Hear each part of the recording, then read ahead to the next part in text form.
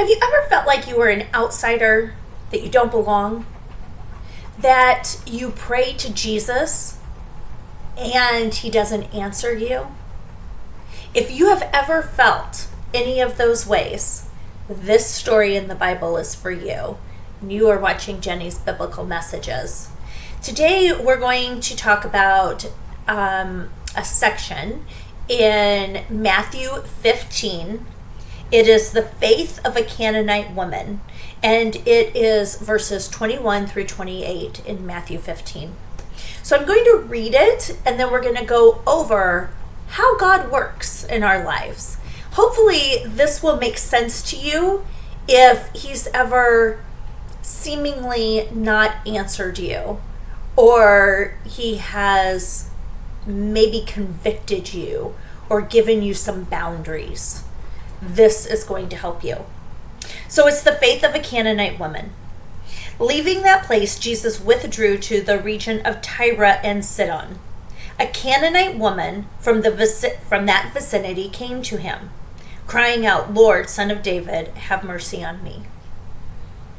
She's an outsider. She doesn't belong. She's not Jewish. She's a Gentile.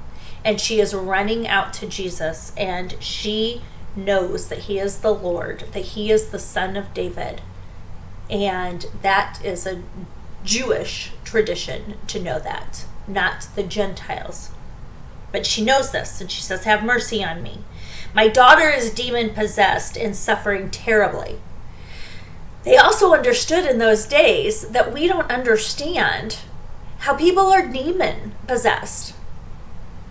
My son is a police officer, and I tell him all the time, like when he says the crazies and stuff going on, and I explained to him, I said, they're demon-possessed. Like literally they don't have control over it is what they're doing, because demons are inside of them and controlling them. And he says, to suffice me, I know that, Mom. I don't know if he really knows that. I don't know if he really understands the significance of what that means. But he suffices me and says that he knows that, and I keep saying it so that he understands. When you're dealing with somebody with mental illness, you're dealing with somebody who is suicidal, homicidal, going through, they say that they're depressed and anxious and all this stuff. They're very fearful of things. Those are demon possessed. Those are demons that are coming inside of us. And they are making it so that we are not living the full life that Jesus has called for us. So she says, "My daughter is demon-possessed and suffering terribly." Jesus did not answer a word. So his disciples came to him and urged him, "Send her away, for she keeps crying out after us. Just send her away. Get rid of her. She doesn't belong here. She's not Jewish. We don't care that her daughter is demon-possessed." That was their attitude. Have you ever had that attitude about an outsider? He answered, I was sent only to the lost sheep of Israel." It's like a question. It was like, was I only sent to the lost sheep of Israel? The woman came and knelt before him. "Lord, help me," she said. He replied, "It is not right to take the children." Okay, let me say this again. "It is not right to take the children's bread and toss it to the dogs." The children are the Israelites. He is comparing her and her daughter to the dogs. He is saying, it's not right for me to take from my children, the Israelites, and give to you. Have you ever felt that way about Jesus? Have you ever felt like you're that outsider, you don't belong, and you don't deserve? Or you sinned so much that you don't deserve Jesus? Have you ever felt that way? And that's kind of what he's saying to her. And she said, "Yes, it is. Even the dogs eat the crumbs that fall from their master's table. Even the dogs eat the crumbs that fall from their master's table. There's leftovers. She knows that God is so big that there's leftovers for the children to give to the dogs. Do you have a dog? Have you seen how they eat the crumbs that you drop on the floor? Do you have young children with dogs that feed the dog under the table? Or, in our case, a papa that does that? The grandpa? Then Jesus said to her, "Woman, you have great faith. Your request is granted." And her daughter was healed at that very moment. As he said, her daughter wasn't even there. As he said, "Woman, you have great faith," your daughter was healed. He was testing her. So let's go through this a little bit. We did, but let's knock this out just a little bit more so we can understand this a little bit more, because it sounds bad and good. So let's make sense of it. Like, why is he calling a woman a dog? He's Jesus. Should he be doing this? We talk all about Jesus, the loving God, that he loves everybody. And he does. But he also sees the outsiders. He also sees the difference between people that believe in him and don't believe in him. He also sees the people that sin and think that their ways are okay. And we have a lot of that going on in the world right now, where people are sinning and they're telling the world that that's the ways of the world and that's okay. It's not the ways of the world. The devil is the god of the world. So if you are okay with having sin all around you, you are literally worshiping the devil. Let that sink in for a minute. Because we've all done it. We've all done it. Let that sink in.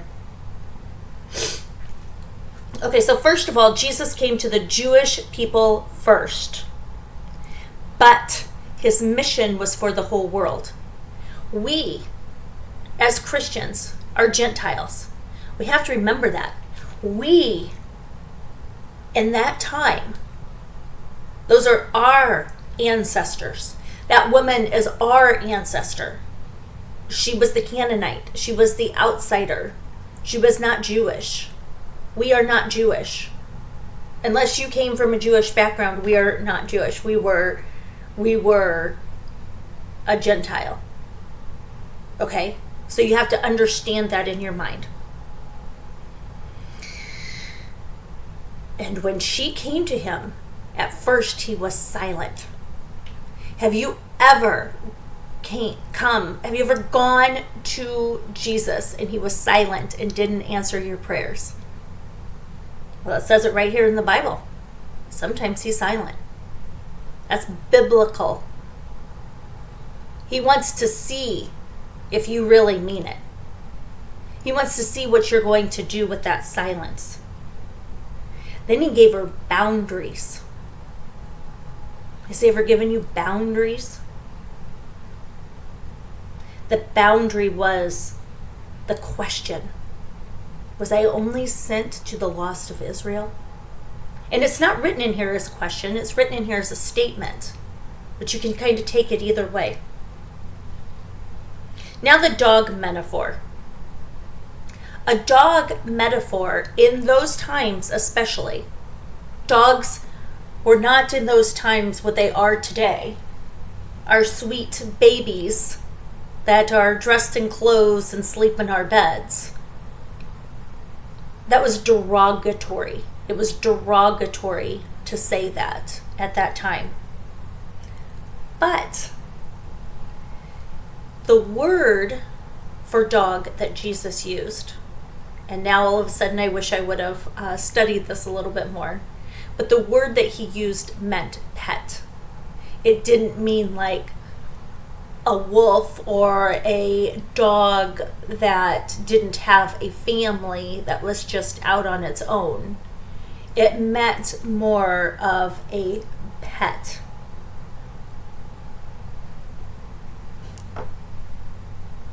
How much do we love our pets? We do.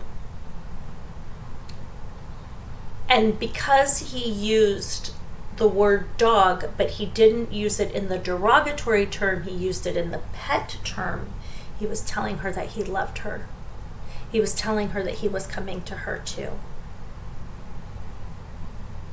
But see, the disciples didn't quite understand all this. They didn't quite get all this because they were the chosen ones.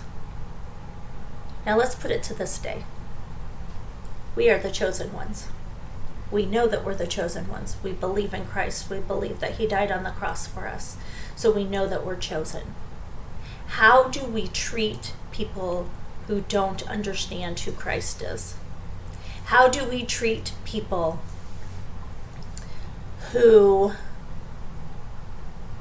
are, as we may think, beneath us? How do we treat these people? How do we treat the homeless out on the street? I do it too. We need to change our way of thinking. If we want to truly be disciples for Christ and live the way he lived, we need to change our way of thinking. And one of the things I do every day is I pray that people see Jesus in me, that I have a mind like his, that I love like he does, that my heart is like his, that his words flow out of my mouth. How are you behaving today? What are you doing today? How do you treat people?